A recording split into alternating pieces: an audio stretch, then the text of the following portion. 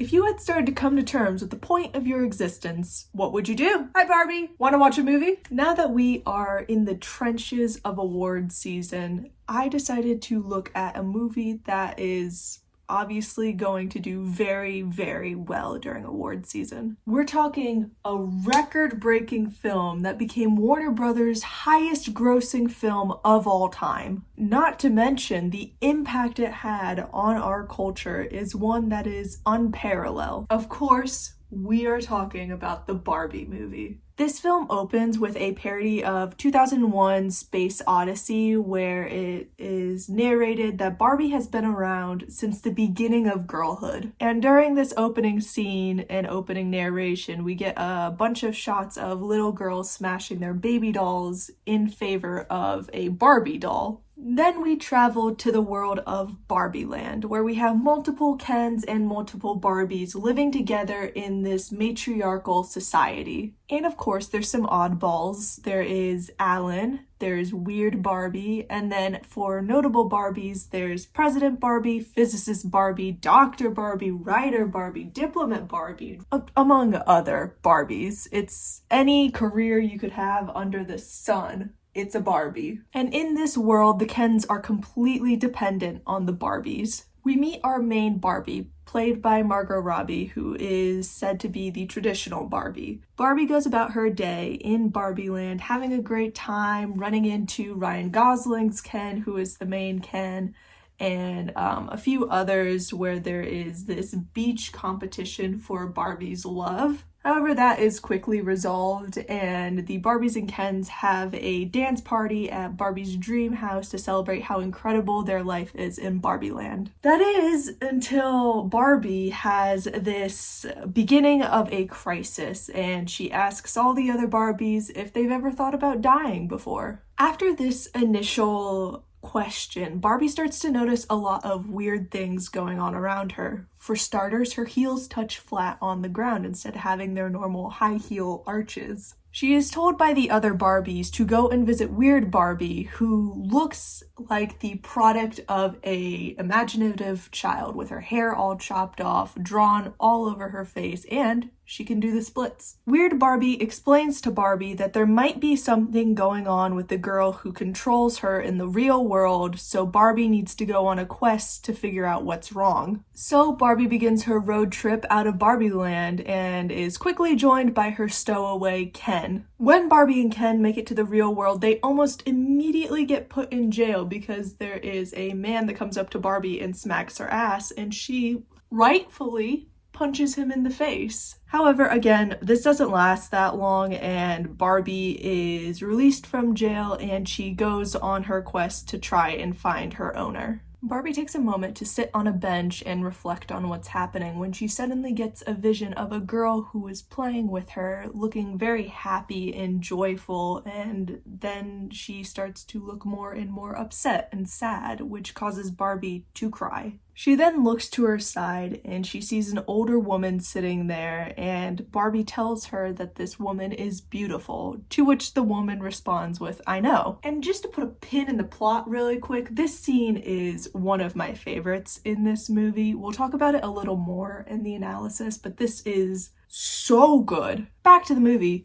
Based on her visions, Barbie realizes that her owner is a middle school girl named Sasha. Sasha says she no longer plays with Barbie dolls because they have this unrealistic beauty standard, which is just crazy that a middle schooler knows how to articulate that. I certainly did not when I was in middle school. While Barbie is on her quest to find Sasha and to inspire her to play with Barbie again, Ken goes off on his own journey where he learns about the patriarchy and thinks it's incredible. Back with Barbie's quest, she ends up at Mattel, and the CEO of Mattel learns about her presence in the real world and is trying to quickly get her out of it. The CEO also learns of her presence by an employee named Gloria, who is Sasha's mother. Barbie ends up in a boardroom full of employees, and the CEO tries to convince her to go inside of a life-sized Barbie box, and she almost does. Instead, however, she makes a run for it, and Gloria gets Sasha and finds Barbie, who is still being chased by the CEO and his subordinates. Barbie then learns that Gloria is the one that's responsible for her existential crisis because Sasha has been more moody around her lately. So Barbie guides Sasha and Gloria back to Barbie Land in order to evade and hide from the Mattel CEO and his employees. When the three arrive in Barbie Land, there were some changes that were made. They find that Ken brought the patriarchy to Barbie Land and had changed the name to Kendom. He encouraged all the other Kens to be more obnoxious and bro-like and made the Barbies subservient to them. While Barbie tries to appeal to Ken and to try and get him to take back all these changes to Barbie Land,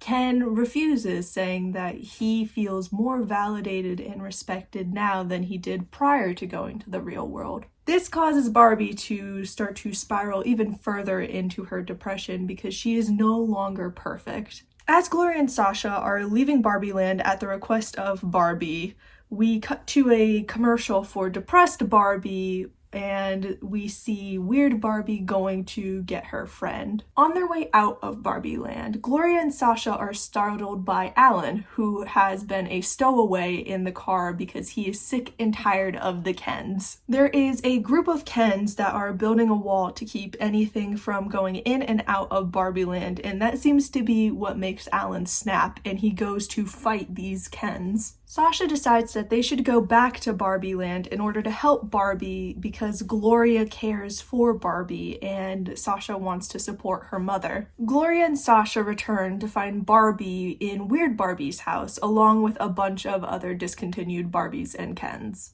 Gloria talks to Barbie and gives her a very passionate speech about how women are held to this unrealistic and unachievable standard. This helps Barbie kind of snap out of her depression, and her, along with the other discontinued Barbies and Kens, formulate a plan to get the other Kens to snap out of this patriarchy they've created. Each Barbie tries to appeal to a Ken's ego in order to turn the other Kens against each other and get them to fight. This all culminates into a huge dance battle and Ken's song, I'm Just Ken. Ken then goes to Barbie and says that he feels a little trapped in his identity because it is Barbie and Ken, not just Ken. Barbie apologizes for making him feel that way, but also stands her ground that she does not want to be known as just Ken's girlfriend in Barbie Land. The Mattel guys arrive in Barbie Land just as the spirit of the creator of Barbie talks to Barbie. She tells Barbie that while humans' lives have to end, her story does not have to. She encourages Barbie to take the reins on her life and to choose the destiny and story that she wants. Barbie closes her eyes where she envisions other women and mothers living their lives before making her choice. Later on, we see Barbie reunited with Gloria and Sasha. She's now in the real world going by the name Barbara Handler. Gloria and Sasha drop her off at a building where we see Barbie schedule her very first gynecology appointment. And thus ends Barbie. Now, I cannot emphasize enough how much this movie changed my brain chemistry. I wept, I laughed, I cried. I felt better after watching this movie than before watching this movie, and this has fundamentally shaped who I am as an individual. And I'm not the only one who thought this. Let's take a look at the numbers really quick. The budget for this movie was $128 to $145 million. So for our sakes, we like to use the bigger number in the budget. So $145 million. And this movie made $1,446 million in box offices. This not only made Greta Gerwig the highest grossing female director of all time, but also made it the Warner Brothers highest grossing film of all time. This film sent shockwaves through the cinema community, and I feel like it will never be the same as it was prior to the Barbie movie. And looking at the reviews, it's very clear to see that I am not the only individual this movie impacted. On IMDb, it's got a 6.9 out of 10 with over 458,000 reviews and a Metascore of 80. On Rotten Tomatoes, it's got an 88% on the tomato meter and an 83% audience score with over 10,000 reviews. This movie certainly provoked a lot of conversations surrounding the roles femininity and masculinity play in our world. Personally, however, I'm in the camp that this sort of message is incredibly important to show, especially at this point in history. For those of you who did not see, at the 81st Golden Globes, there was a joke from the host Joe Coy that essentially demeaned the entire purpose of the Barbie movie. He was monologuing about how incredible Oppenheimer was to show the human struggle, however demeaned the Barbie movie to just being a movie about a doll with big boobs. Now, I know people will have their takes on whether or not this is a good joke or a bad joke. I am not here to argue the structure, the way this joke was told. Regardless of the quality of the joke, this sort of statement shows why the Barbie movie is so important. On the red carpet, there are these two little girls that are a part of the TikTok account Recess Therapy. When they met Issa Rae and saw her, they were so excited to talk to her and so excited to tell her that she was the favorite Barbie out of all of them because they wanted to be President Barbie. And I feel like while to some people that seems small, to me that reads as these girls seeing that they can do anything that they want to do because they saw someone who looked like them on the screen doing it. When you have these stories and this representation on the screen, it shows children that they can do anything that they want to, that they can accomplish anything that they want to.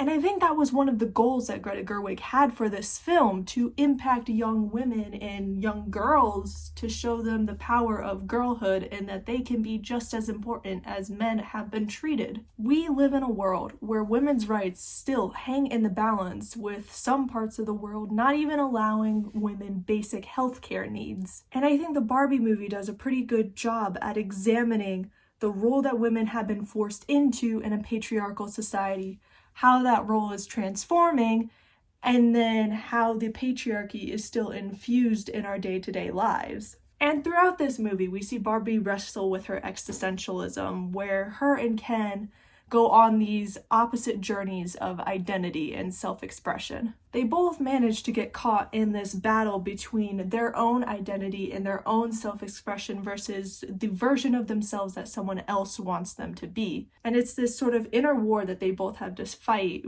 of deciding between free will versus predetermined rules about how they should live. And I think that Greta Gerwig's idea of feminism in this movie being the focus and finding the balance between a patriarchal and matriarchal society is fascinating. The only characters that are really exempt from these two society structures are Weird Barbie and Alan, who both in a way end up being the protagonists of this story. These two have been deprogrammed from the status quo and are living their lives the way that they want to, whether it's intentional or because nobody wants to play with them. And this is a very fascinating examination of a female coming-of-age story where you are questioning your existence once you are confronted with sexism in your life. When you live your life with nothing holding you accountable, or the structures being built and the society being built to work in your favor, you never get challenged as an individual, and then you never grow as an individual. And I think that that is such a fascinating thing to see Barbie go on this emotional journey to figure out who she is and what she wants to do with her life. And as Barbie is going through her journey of feminism and female acceptance, Ken goes on a separate journey that I feel like parallels male adolescence. Ken spends the movie trying to figure out who he is once he is separated from Barbie and tries a variety of things, but since he's kind of immature and doesn't have anything to balance him out, this spirals into the Mojo Dojo Casa house. While researching this video, I found an article by Elena Doctorin, who is a journalist for Times Magazine, who noted that Ken's radicalization mimics the men's rights movement, particularly when it comes to the feelings of emasculation, male fragility, and the patriarchy being treated as though it's the only way the world could work. And I feel like that is such a perfect way to put how Ken's patriarchy exists in Barbie Land, where it is built entirely off of the Kens feeling hurt that Barbies are the ones in charge and they want to be in charge. And this examination of the patriarchy and matriarchy and pointing out the flaws in both is very interesting to see. Out of all the directors that are currently working in Hollywood, I think Greta Gerwig was a great choice for this movie because of how she shows feminism in all of her stories and how that's sort of infused into the plot. I think the way that she approaches this conversation surrounding an in-between of a purely patriarchal society and a purely matriarchal society is fascinating. She's able to put on display for the audience the flaws of a purely matriarchal society while also validating the very real struggles that women go through because they are forced to live in a purely patriarchal society. Ken is a character that, yes, does wrong in this film, but the wrong that he does is directly correlated to what he learns about the patriarchy, and how that system is structured often corrupts adolescent men into believing that the only way to live life is with women being subservient to men. In my mission to research this video, I saw Greta Gerwig talked about how she wanted to both display and subvert the controversial nature of the Barbie doll. She wanted to celebrate the feminism behind Barbie while also displaying the controversial beauty standards that are associated with that doll. And there's this added lens of humans creating dolls, and then we have these one-sided conversations with them, and we build these worlds where we project our emotions and our struggles onto these dolls as a way to help us cope. And there was this incredible conversation that Greta Gerwig opened up of just be yourself and know that that's enough. Something that's highly criticized in this film is how it has a bunch of contradictory messages, but I interpreted that as Greta Gerwig showing all these double standards in our world that are just so deeply rooted. She critiques consumerism in this film while also showing Barbie's glitzy and glamour-filled lifestyle. In interviews, Greta Gerwig has said she had made this film in an earnest attempt to make amends, to affirm the worth of women and convey the importance and impossibility of perfection and how that is so unachievable for all of us. Nobody can physically be perfect. And like I mentioned earlier, the scene with the older woman at the bus stop and Barbie telling her that she is beautiful is one of the scenes in this movie that I feel like very clearly shows that message, because in Hollywood in particular, if you are not this like perfect young model type, you get highly scrutinized and highly criticized based off of everything that you wear and everything that you do because you are not perfect. And so the old woman's response of, I know, is that much more impactful and important and moving because it shows that despite all of these standards being forced upon women, she knows her own worth and that is enough for her. And as we discuss this scene, I think it's important to remind ourselves that Greta Gerwig was asked to remove this scene from the movie and she fought back on it, saying that if she cut this scene, then she didn't know what the movie was about. According to Greta Gerwig, this film was supposed to be this unhinged humanist take on people. She said this movie originated from the isolation that she was feeling during the COVID-19 pandemic, which led to Barbie asking during the opening dance scene, "Do you ever think about dying?" She said that Barbie's journey is one that mirrors a girl's journey as she is becoming a woman, and that transition between childhood to adolescence to adulthood. Though Greta Gerwig has not deemed this as a coming-of-age film, it is certainly a film about being a human. And outside of the themes of this movie and the message, the design is incredible. I love the visual palette that they used of when Barbie is happy in Barbie Land. It's all these bright in-your-face colors and all this glitz and glamour, whereas the more Barbie falls into her depression, the more and more drab she looks. It is, again, just a beautiful touch from Greta Gerwig to not only with her words show that Barbie is spiraling into a depression, but with the world around her showing that Barbie is at a low point. And while we're talking about the design of Barbie Land, it is just so incredible to see how much work went into building this dream house. There were 12 shades of pink to work with when making this set, and they ended up causing a shortage worldwide of a specific shade of pink because they were using it for the Barbie set to do touch-ups and to just maintain the appearance of this very, very vibrant Barbie land. All the furniture that you see is designed based off of very real accessories that would come with the dream house that were CGI'd, scanned, and then put into this world. And it is just so incredible to see all the little details that went into making Barbie land what it is. I think that this movie is simultaneously a gorgeous love letter to girlhood while also being a critique on humanity. But I'll leave that up to you to discuss in the comments section down below. If you made it to the end of the video, dude, thank you so much for watching. I have been wanting to talk about this movie for ages, and now that it's award season, coupling with what happened at the Golden Globes, I saw the opportunity to do this. This movie is truly one of my favorites ever. I know there's a lot of people who were very reactionary when this movie came out in a negative way, but I had a great time watching it. I encourage everyone to watch this movie at least once just to form your own opinion. And let me know down below what you thought of the movie, what were your thoughts on the themes. Respectfully, we are adults here and we are going to have a respectful conversation about this film. And like I say on this channel, if you haven't watched it, watch it. Form your own opinions and let's discuss it. That's the beauty of the arts. You can form your own opinion. Whatever you want it to be, it is yours. Just be respectful, okay? I'll send a little smooch your way and I'll see you next time.